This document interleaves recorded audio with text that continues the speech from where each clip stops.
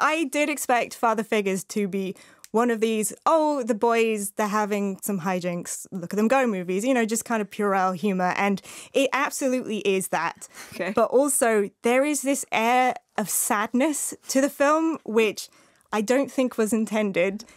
I really didn't like it. I was genuinely a little bit upset by it, concerned Offended? by it. Not offended, just more concerned because the pitch is that you have Ed Helms and Owen Wilson are playing these twins who are opposite personalities. Ed Helms is very uptight. Owen Wilson is very laid back. And they find out from their mother, played by Glenn Close, that who they thought was their father was actually a complete fictional construction. And what actually happened was more of a Mamma Mia type situation in which she's not quite sure who the father is. Ooh. So they go off on a road trip to try and find him, and cameos ensue, including by J.K. Simmons. I'm not quite sure why he's here, but we do have a clip of him, so let's listen. So what are you doing here? Is everything okay with your mom? Everything's good. We're on a quest, and I'll just cut right to the chase. Did you know Lenny between April and May of 1975? No, we're like in a biblical sense. Sorry. No, she's heard it all. Okay. Yeah, 75, that sounds about right, yeah.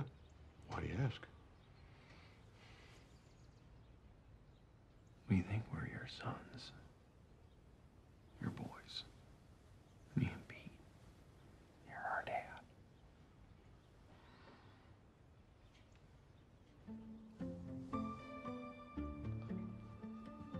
Would you just excuse me for a minute?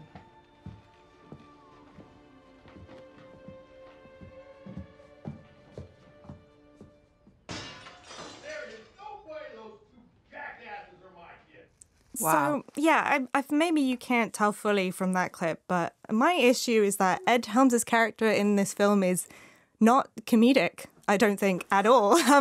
So he is a divorced father whose own son hates him. He leaves his own mother's wedding to go watch Law and Order SUV in the dark, which I find very concerning. He sounds like a spoiled brat. Yeah, and also when he finds out that his father wasn't real, he basically created his whole life around this fictionalized father who supposedly died of colon cancer, so he becomes a proctologist.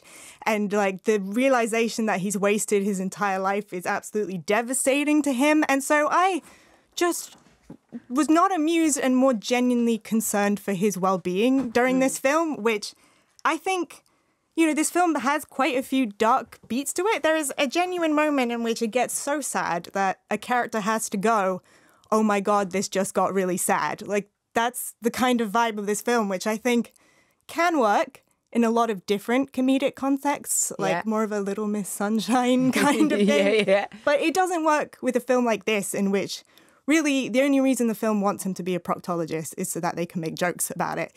And they do a lot of jokes about it. It is an endless continuation of the same three jokes over and over again ad nauseum. And there's a lot of jokes as well aimed at Glenn Close and her love life, which I feel it feels slightly treasonous to be making jokes about Glenn Close. It's Glenn Close. Why would she sign up for something like this then? I don't know. I genuinely, there's something very bizarre and off about this film. And when there are comedic set pieces, they have no logic to them. That's not how people act.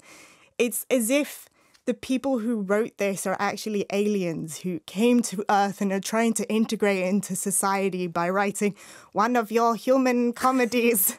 It feels like that. Nothing feels quite right. And I don't know if it's to do with the fact that this was actually filmed 2 years ago and it had very poor, it had very poor test screenings. So they went back and reshot a lot of stuff but the result is this bizarre Frankenstein quality of very crass stuff, quite genuinely upsetting stuff, and then stuff that just makes no sense. I mean, it makes me think about a film with a male duo on a kind of road trip vibe that worked. Due Date. Do you remember that with Robert Downey Jr. and Zach Galifianakis? Yeah. And it was funny, and it was kind of there was a slight concern because it was off the back of The Hangover and stuff, and you're kind of like, have they just put Zach Galifianakis in another role like The Hangover? And they kind of did, but it worked because you had this.